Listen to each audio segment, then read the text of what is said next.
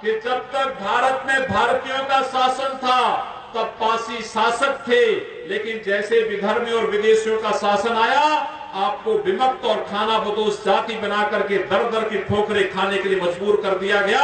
ये क्यों हुआ, इस इतिहास को ढूंढने की आवश्यकता, इसमें जाने की आवश्यकता है।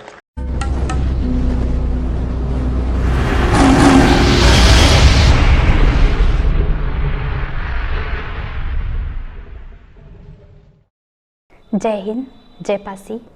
साथियों, पासियों के अदम्य साहस और वीरता का लोहा पूरी दुनिया ने माना है। ये हम नहीं, हमारे पासियों का इतिहास बोलता है। उत्तर प्रदेश के मुख्यमंत्री योगी आदित्यनाथ जी ने किस प्रकार पासियों की वीरता का बखान किया है, आइए इस वीडियो में देखते हैं। इस देश में आजादी के बाद जिन लोगों ने इतिहास लेखन का कार्य किया, उन लोगों ने बहुत सारे इतिहास को सही परिप्रेक्ष्य में लिखने का प्रयास नहीं किया है। इसीलिए इतिहास के पन्नों में महाराज बिजली पासी, महाराज लाखन पासी, वीरांगना उदात देवी, महाराज गंगा बख्श रावत, इनके नाम आपको इतिहास में देखने सुनने को नहीं मिलेगा। और मुझे आप सबको बताते हुए प्रसन्नता है, 1 अप्रैल से हम नया पाठ्यक्रम ला रहे हैं। हमने महाराज बिजली पासी को भी, महाराज लाखन पासी को भी और गंगा बख्श रावत जी को, वीरांगना उदात देवी को भी पाठ्यक्रम का हिस्सा बनाया है।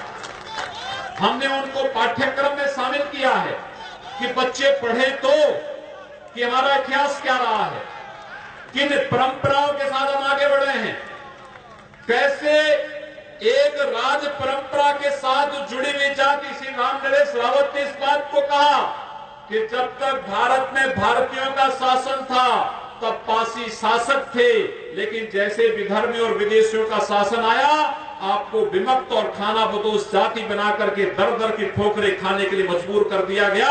ये क्यों हुआ, इस इतिहास को ढूंढने की आवश्यकता, इसमें जाने की आवश्यकता है। और इसीलिए एक बार पुनः मैं आप सबका आह्वान करूंगा, जो लोग बांटने का कार्य कर रहे हैं उन सबको एक और करके भारत की राष्ट्रीयता को मजबूती प्रदान करने के लिए, भारत को मजबूत करने के लिए हम सबको एक साथ मिल करके प्राण के साथ आगे बढ़ना होगा।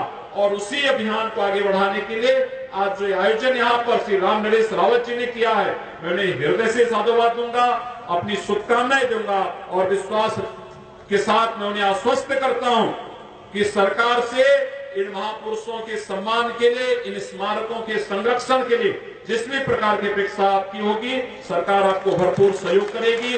आप सबको इस अवसर पर मैं अपनी शुभकामनाएं देता हूं।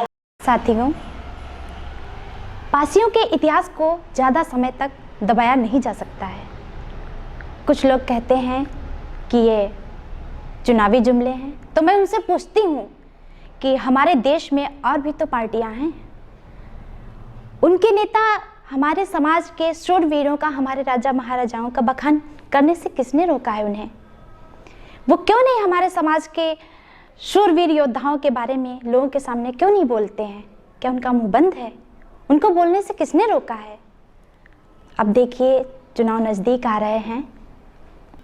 कोई भी पार्टी जो पासी समाज का सच्चा हितैषी होने का दावा करती है, वो अपने घोषणा पत्र में शामिल करें कि हम जननायक मदारी पासी जी की मूर्ति हरदोई में स्थापित करेंगे और महाराजा सातन पासी किले को बचाएंगे, महाराजा गंगा बख्श रावत के किले को हम संरक्षण देंगे, महाराजा छीता पासी के किले को हम संरक्षण देंगे और महाराजा कड़े दिन पासी के किले की हम बाउंड्री वाल कराएंगे।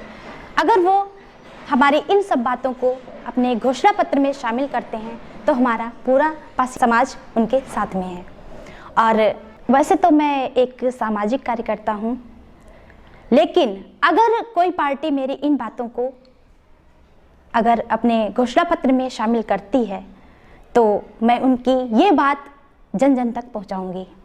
अगर उनको ऐसा करने की हिम्मत नहीं है तो आने वाले वक्त में हमारा पासी समाज एकता और अखंडता के सूत्र में बंधकर ये काम स्वयं कर लेगा, क्योंकि हर पासी एक शेर है, बस जागने भर की देर है।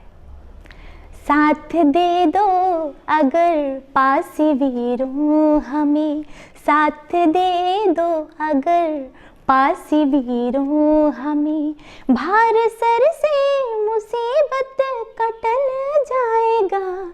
बंध गए तुम अगर एकता डोर में, बंध गए तुम अगर एकता डोर में, फिर से जीवन तुम्हारा संभल जाएगा। साथ दे दो अगर पासी वीरों हमें। क्योंकि हमारा पासी समाज एकता और अखंडता के उस बंधन में, उस सूत्र में बंधकर एक दिन पासी समाज का ये परचम पूरी दुनिया में लहराएगा। जय हिंद, जय पासी।